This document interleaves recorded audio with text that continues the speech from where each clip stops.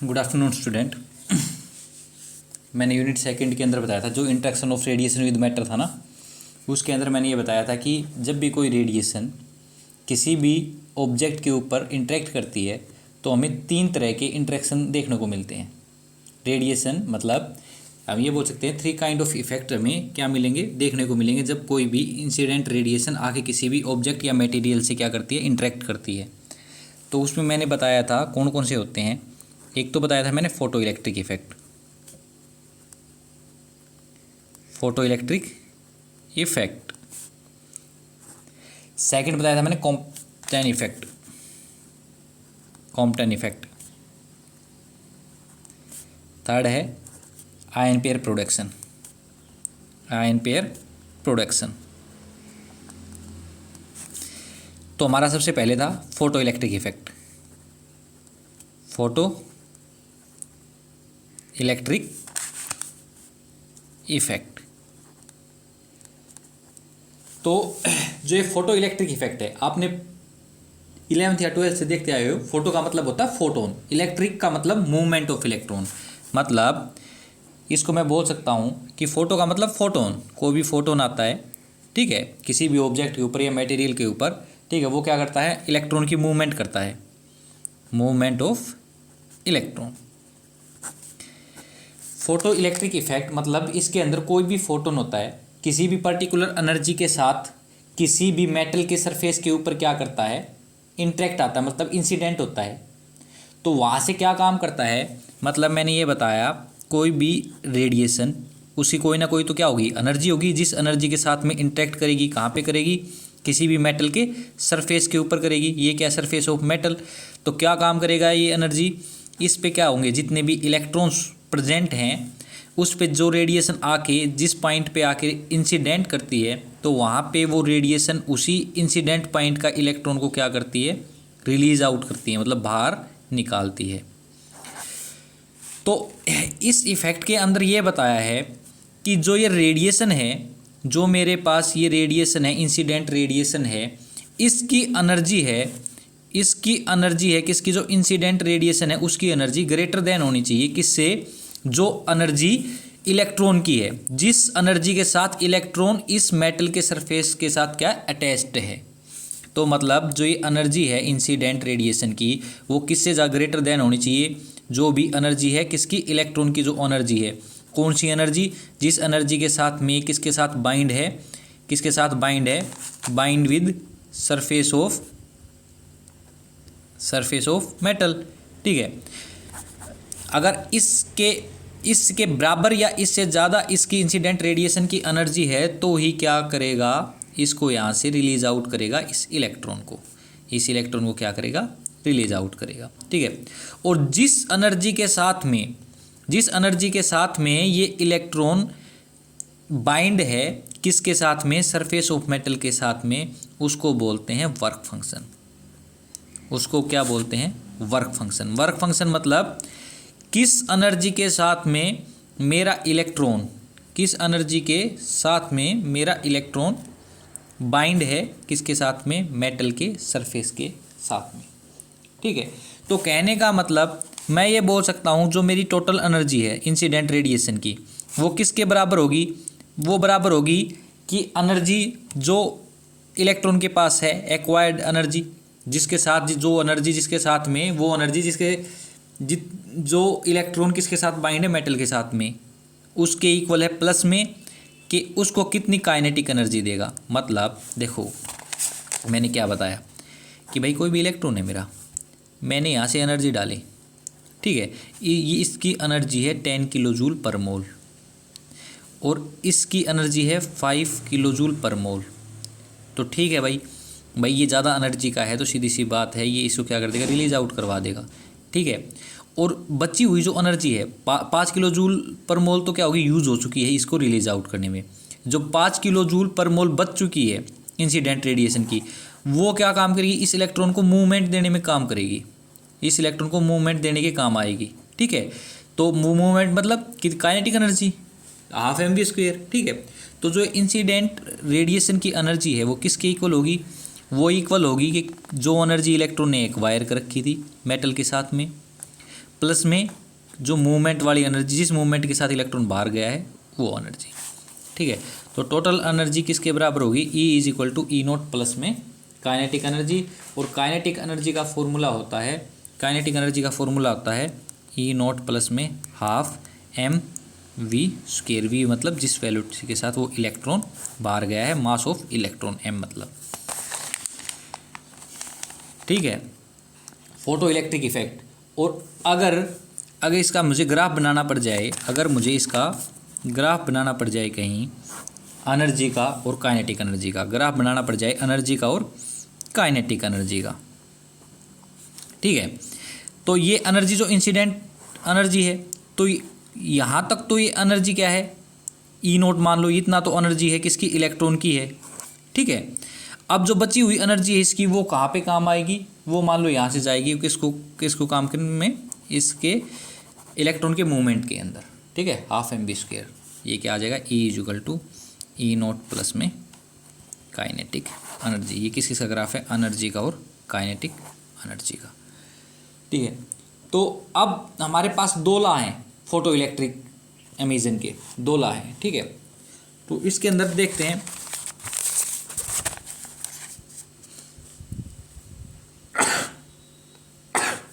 Sorry, first law,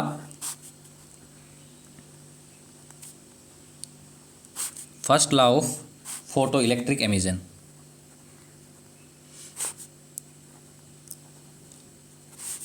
first law of photo electric emission, देखो simple सा है। Photo electric emission मतलब first law photo electric emission के अंदर ये बताया गया है, इस लॉ के अंदर ये बताया गया है कि जो मेरा एक फोटोन है, जो मेरा एक फोटोन है वो क्या काम करेगा, एक ही किसी पॉइंट पे इंसिडेंट होगा, मेटल के जो सरफेस है उसके किसी एक ही पॉइंट पे इंसिडेंस होगा। तो एक ही पॉइंट पे इंसिडेंट होगा तो क्या काम करेगा, एक ही इलेक्ट्रॉन को क्या करेगा, वो बाहर आउट मतलब बाहर रिलीज आउट करेगा और कुछ ना कुछ क्या करेगा, साथ में उसको क्या करेगा, एनर्जी प्रोवाइड देगा, जिसको बोलते हैं काइनेटिक एनर्जी। एक फोटोन की एनर्जी यूज होगी उस एक इलेक्ट्रॉन की एनर्जी को तोड़ने के अंदर, सरफेस के साथ में जो अटैच है उसको तोड़ने के अंदर, प्लस में बची हुई एनर्जी को किसके अंदर कन्वर्ट कर देगा, इलेक्ट्रॉन को उसकी काइनेटिक एनर्जी के अंदर।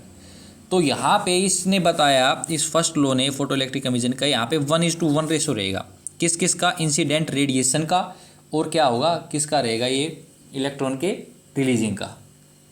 ठीक है, तो जैसे जैसे मैं ये बोलूँ कि मैं जैसे जैसे फोटोन की इंटेंसिटी को बढ़ा दूंगा, जितने फोटोन बढ़ा दूंगा उतने ही मेरे साथ में क्या बढ़ जाएंगे, जो एमिशन है, नंबर ऑफ इलेक्ट्रॉन एमिशन है वो भी क्या हो जाएंगे, इंक्रीज हो जाएंगे। ठीक है, आप बोल सकते हैं इजेक्टेड इलेक्ट्रॉन क्या हो जाएंगे, ज़्यादा हो जाएंगे। और इसी के अंदर second law of photo electric emission, second law of photo electric emission, इसके अंदर क्या बताया है कि इसने ये बताया है कि फोटोन अगर उसकी एनर्जी ग्रेटर देन या इक्वल टू वर्क फंक्शन है ना, तो ही वो कैपेबल है फोटो इलेक्ट्रिक एमिशन के। भाई मैंने इसके अंदर बताया कि वो फोटोन है उसकी एनर्जी क्या तो ग्रेटर देन है या इक्वल टू है किसके, कि भाई वर्क फंक्शन के हैं, जिसको हम कई बार फाई से डिनोट कर सकते हैं। यहाँ पे क्या है, ई नोट से डिनोट कर रखा है मैंने एनर्जी ऑफ इलेक्ट्रॉन की, ई नोट से, फाई मतलब वर्क फंक्शन। अगर मेरे इंसिडेंट रेडिएशन की एनर्जी किससे ज़्यादा है, वर्क फंक्शन से ज़्यादा है, ठीक है, तो मेरा क्या काम करेगा, एमिशन, फोटो इलेक्ट्रिक एमिशन होगा, अदरवाइज मेरा कोई भी फोटो इलेक्ट्रिक एमिशन नहीं होगा। ठीक है, इसके अलावा अगर मैं बात करूं, सेकंड आता है मेरा कॉम्पटन इफेक्ट, सेकंड मेरा आता है कॉम्पटन इफेक्ट। इसके अंदर क्या बताया, इसका जो इफेक्ट बताता है स्कैटरिंग ऑफ लाइट बताता है। ठीक है, कॉम्पटन इफेक्ट क्या बताता है, scattering of light, incident radiation कैसे ऑब्जेक्ट या मटेरियल के ऊपर आके इंटरेक्ट करती है और कैसे वो क्या होती है, लाइट का रेडिएशन उस ऑब्जेक्ट से निकलता है। तो इसने दो क्या बताए, रूल बताए।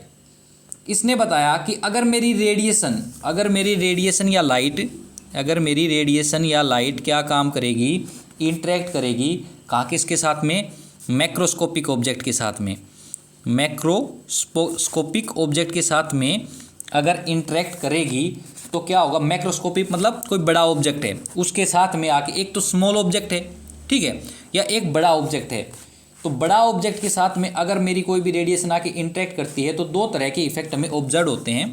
पहला इफेक्ट है कि लाइट है वो सभी डायरेक्शन में, लाइट स्कैटर्ड हो जाएगी in all direction, light scattered in all direction, light scattered in all direction.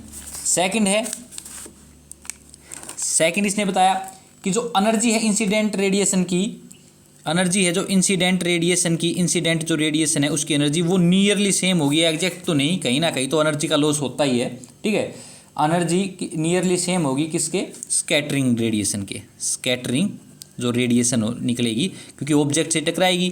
फिर क्या है, इसने ये बताया कोई हैवी ऑब्जेक्ट है तो ये एक्सपेरिमेंटली होता है, मतलब देखा गया है कि जो मैक्रोस्कोपिक ऑब्जेक्ट के साथ में जब भी कोई इंसिडेंट रेडिएशन आके इंटरेक्ट करती है तो उस पर क्या इफेक्ट हुआ, या माइक्रोस्कोपिक ऑब्जेक्ट के साथ में आके कोई भी रेडिएशन आके जब इंसिडेंट होती है तो उसको क्या हुआ। जैसे ही मैक्रोस्कोपिक ऑब्जेक्ट के साथ देखा गया तो वहाँ देखा गया कि जैसे इंसिडेंट रेडिएशन आती है पर जो स्कैटरिंग रेडिएशन होती है वो सभी डायरेक्शन में इक्वली डिस्ट्रीब्यूट हो जाती है, ठीक है, सभी डायरेक्शन में आके इक्वली डिस्ट्रीब्यूट हो जाती है। और जो देखा गया कि जो इंसिडेंट रेडिएशन है उसकी एनर्जी नियरली सेम है किसके, जो स्कैटरिंग रेडिएशन है उसके नियरली सेम है। पर वहीं पे otherwise if radiation interact with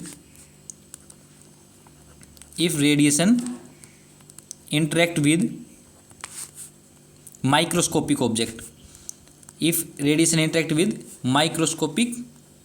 object, तब क्या होता है, माइक्रोस्कोपिक ऑब्जेक्ट के अंदर या माइक्रोस्कोपिक कोई बॉडी है या माइक्रोस्कोपिक कोई मटेरियल है, वहाँ पे आके मेरी कोई इंसिडेंट रेडिएशन आके इंसिडेंट होती है तो वहाँ पे क्या होता है कि लाइट अनइक्वली डिस्ट्रीब्यूट होती है, लाइट अनइक्वली, मान लो कोई एक स्पॉट है उस पर आके रेडिएशन आई तो अब ये थोड़ी ना, क्योंकि एक मान लो एक आपकी बॉडी है उससे लाइट आती है तो ये थोड़ी ना कि भाई जो कोई लाइट है, लाइट का एनर्जी है कुछ सीधी चली जाएगी, कुछ स्ट्राइक करेगी। मैक्रोस्कोपिक ऑब्जेक्ट के अंदर तो जो जिस एनर्जी के साथ में फोटोन आता है वो तो नॉर्मली क्या होता है, वो इंटरेक्ट ही करता है किसके साथ में, मैक्रोस्कोपिक बॉडी के साथ में। पर यहाँ पे तो क्या है, कुछ एनर्जी आएगी, कुछ इस कॉर्नर से निकल जाएगी, इस साइड से कोई रेडिएशन आएगी तो वो इस कॉर्नर से निकल जाएगी, कुछ एनर्जी यहाँ जो टकराएगी वो वापस स्कैटर्ड हो जाएगी। तो क्या होता है, जैसे ही लाइट माइक्रोस्कोपिक ऑब्जेक्ट के साथ में जब इंटरेक्ट करती है ना तो लाइट है ना जो स्कैटर्ड होती है वो क्या होती है, लाइट जो स्कैटर्ड होती है वो अनइक्वल होती है, अनइक्वल। हैवी ऑब्जेक्ट के साथ में तो क्या करेगा, आराम से आके इंटरेक्ट करेगी और एनर्जी होती है वो नियरली सेम एनर्जी के साथ में क्या काम करेगा, अपने रेडिएशन को एमिट आउट करेगा। अगर किसी एक स्मॉल स्पॉट है उस पर आगे कोई भी रेडिएशन इंटरेक्ट करती है तो कुछ रेडिएशन इस साइड निकल जाएगी, कुछ रेडिएशन इस साइड निकल जाएगी, मतलब जो लाइट का डिस्ट्रीब्यूशन है वो क्या हो जाएगा, बहुत ही अनइक्वल हो जाएगा। और सेकंड इसके अंदर ये बताया, उसके हैवी ऑब्जेक्ट के अंदर तो क्या था, जो लाइट स्कैटर्ड थी वो नियरली सेम थी इन ऑल डायरेक्शन। यहाँ पे लाइट स्कैटर्ड क्या है, अनइक्वल है, वहाँ पे इक्वल थी। यहाँ पे सेकंड पॉइंट ये है, एनर्जी अगर यहाँ पे लाइट है इक्वली स्कैटर्ड नहीं हो रही, मतलब कोई यहाँ इस पोर्शन से निकल जा रही है, कोई इस पोर्शन से, कुछ एनर्जी टकरा के वापस जा रही है, तो मतलब मैं ये बोल सकता हूँ energy of incident and scattered radiation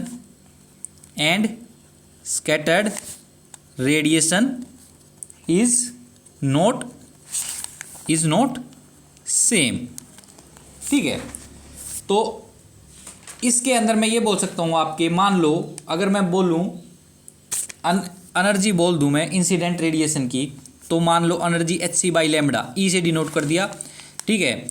wavelength उस रेडिएशन की इंसिडेंट की मैंने मान ली lambda, h constant, c constant, ठीक है। ये क्या है, एनर्जी ऑफ इंसिडेंट रेडिएशन। अगर मैं बात करूँ वहीं पे स्कैटर्ड रेडिएशन को, उसको मैं डिनोट कर लेता हूँ ई डैश से, hc कांस्टेंट लैम्बडा डैश, ठीक है। ये एनर्जी किसकी है, स्कैटर्ड रेडिएशन की, ठीक है। अब कोई इलेक्ट्रॉन, मान लो इलेक्ट्रॉन किसी ना किसी एनर्जी के साथ में तो बाहर जाएगा, उस एनर्जी को मैं मान लेता हूँ एनर्जी ऑफ इलेक्ट्रॉन ई, इसको मैं मान लेता हूँ एनर्जी ऑफ इलेक्ट्रॉन, ठीक है। तो आइंस्टाइन की जो इक्वेशन है कि incident photon of electron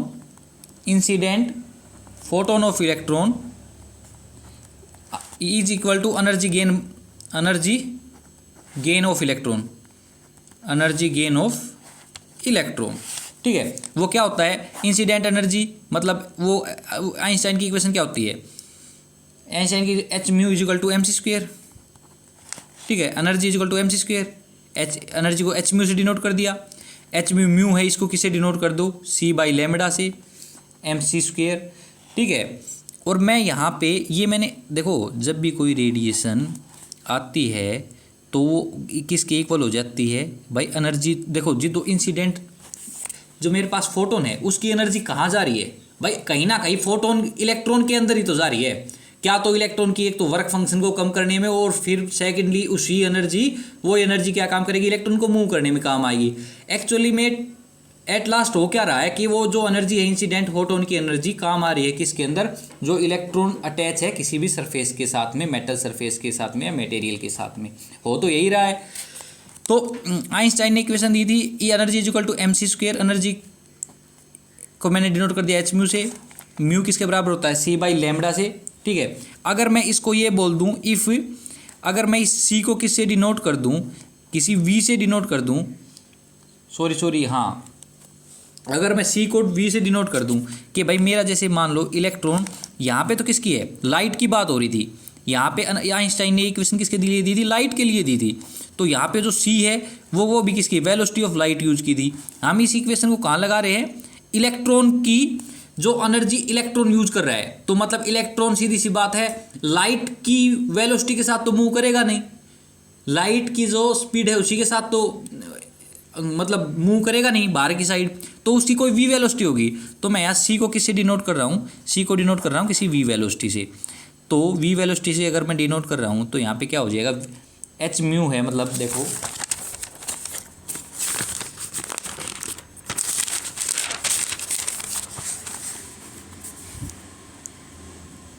H C by lambda, M C square था, यहाँ पे मैंने सी को, क्योंकि आई इलेक्ट्रॉन की बात कर रहा हूँ, लाइट की बात नहीं कर रहा, तो सी को वी से डिनोट कर दिया, H V by lambda is equal to M V square. ठीक है, या वी से वी कट गया तो H by lambda is equal to किसके बराबर हो गया, एम के बराबर, लैम्बडा किसके बराबर हो गया, एच बाई, सॉरी यहाँ वी आएगा, एच बाई एम वी के बराबर।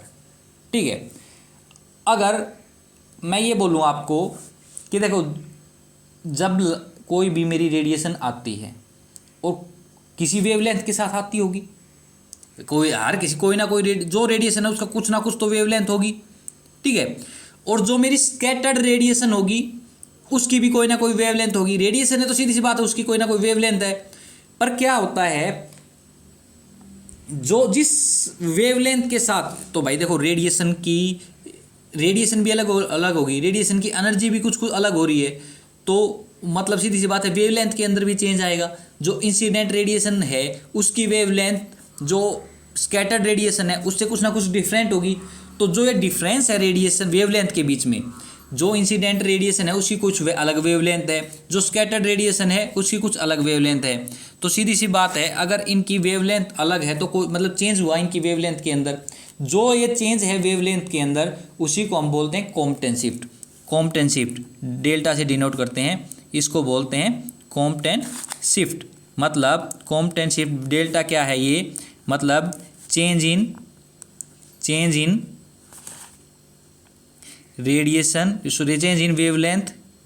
Change in wavelength between incident radiation and scattered radiation.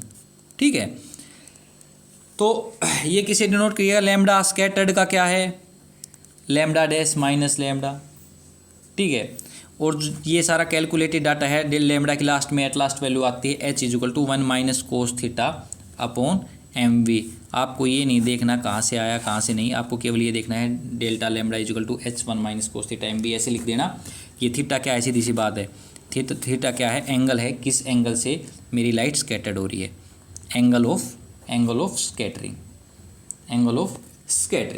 अब लास्ट में आप क्या देख लोगे, लास्ट में आप बता देना, केस बना के दे देना, 3 केस बना देना। केस फर्स्ट तो क्या आएगा, केस फर्स्ट क्या है, जब मेरा angle if theta is equal to 0 theta अगर मेरा 0 है मतलब लैम्डा क्या आएगा, lambda is equal to H 1 minus cos theta, ठीक है, 1 minus cos theta by M we.